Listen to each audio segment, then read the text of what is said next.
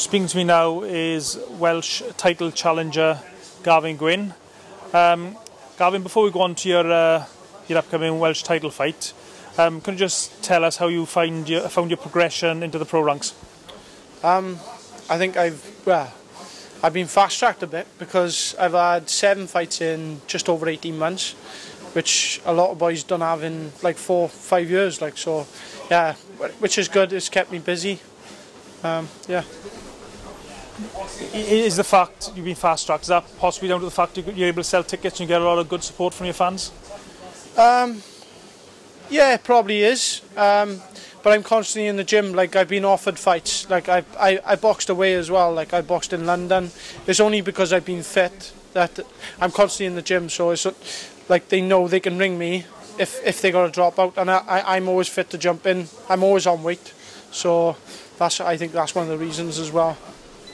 How tough is it being a professional boxer and also holding down a full-time job? I believe you're a carpenter as well. Yeah, extremely tough. As I was just saying, I wake up at 5 o'clock in the morning, do my run, get home. If the baby ain't up, I can have a bit of breakfast. But if he is, he's got to have his food first before me, so I give him his food then. Try and put him back down to sleep then before I go to work. So it is extremely hard. Yeah. So how do you manage to find time to do your training and your sparring and all the rest of your gym work? It's due to the fact that I got a good girlfriend. She looks after the baby full time as well, so that's a massive help for me. I get home from work 4 o'clock. I have a quick shower, straight to the gym. Then Tony stays in later because he knows that I got to do my gym work in the night. So, and then sometimes I'll do the sparring in the night as well, or if not, I'll have days off work to come in and do my rounds. One of the big advantages you've got, your training in St Joe's, is the fact you've got such a wide range of sparring partners, right from like novices right through to world champions. Yes, it's been a massive help for me, and I think it's progressed me massively over the space of a year. Well, you've seen the improvement for yourself. Like before, I just used to love having a war. But now I'm boxing, which I should have been doing in the amateurs, and I probably would have won a lot more golds in these tournaments if I boxed like I am now. So, yeah. Your last fight was meant to be for the Welsh title, but unfortunately your opponent Henry James had to pull out through injury. You fought another very tough opponent. Could you just talk us through that fight? Yeah, I boxed Fons Alexander. Which was at light welterweight, which is not my weight anyway, but obviously on the day weigh-in, give me a couple of pounds leeway. I had to box at light welter.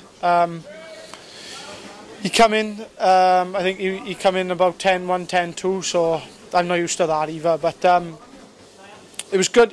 I think I needed it. I think I needed the rounds under my belt. I think it worked in my advantage, getting them eight rounds in with a good, tough opponent who comes to win sometimes as well, and we've seen it for ourselves. He knocked out a couple of good boys, so yeah, it was good rounds under the belt.